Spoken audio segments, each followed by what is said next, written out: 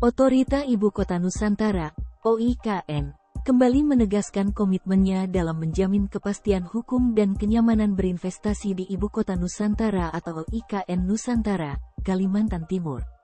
Dilansir dari Kontan, OIKN menyatakan, proses penyiapan lahan dilakukan bersama dengan berbagai kementerian.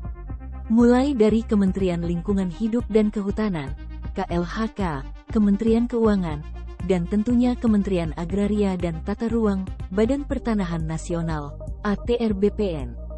Deputi Perencanaan dan Pertanahan OIKN Mia Amalia menegaskan, proses perolehan tanah di IKN terus berjalan.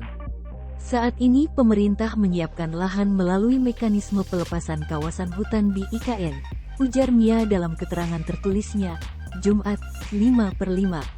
Langkah tersebut sesuai dengan Peraturan Presiden, Perpres, Nomor 65 Tahun 2022 tentang perolehan tanah dan pengelolaan pertanahan di IKN.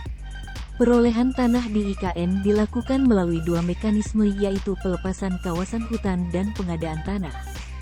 Selanjutnya, tanah di IKN yang diperoleh dari pelepasan kawasan hutan dan atau pengadaan tanah tersebut akan ditetapkan sebagai barang milik negara, BMN, dan atau aset dalam penguasaan, ADP.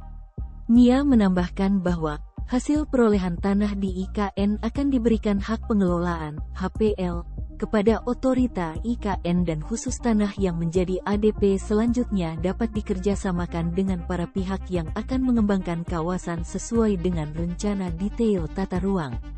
Sementara tanah dengan status barang milik negara, BMN, adalah tanah yang digunakan untuk penyelenggaraan pemerintahan.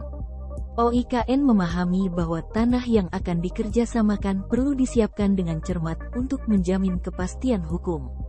Oleh karena itu, proses penyiapannya melibatkan berbagai instansi sesuai dengan tugas dan fungsinya, serta sesuai dengan tata kelola yang baik. Koordinasi dengan berbagai instansi terus dilakukan agar proses penyediaan lahan dapat segera diselesaikan, tutur Mia.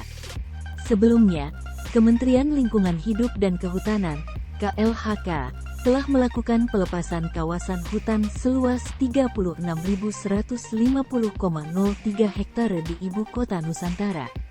Hal itu disampaikan oleh Kepala Otorita Ibu Kota Nusantara, OIKN, Bambang Susantono saat menghadiri rapat dengar pendapat, RDP, dengan Komisi 2 DPR RI pada Senin, tanggal 3 April tahun 2023. Ini dilakukan oleh KLHK untuk melepas kawasannya menjadi HPL, kata Bambang. Progres saat ini sudah pada tahap verifikasi dan validasi kawasan hutan.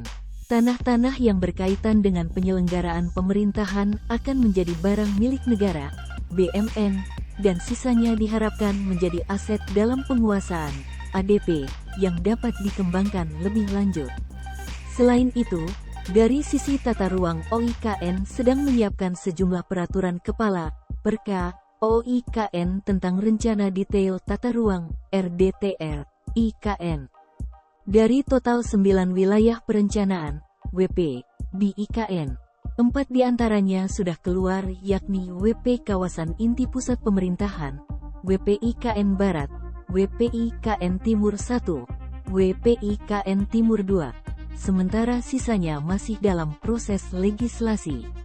Terkait pengadaan tanah di kawasan IKN, Kepala OIKN melaporkan ke Komisi 2 bahwa di KIP 1A, Tim Pembebasan Lahan yang terdiri dari Kementerian PUPR, ATR BPN, Pemerintah Provinsi Kalimantan Timur, dan OIKN sudah memproses pengadaan lahan sebanyak 330 bidang. Yang mana 18 bidang sudah dibayar dan 312 bidang sedang diproses.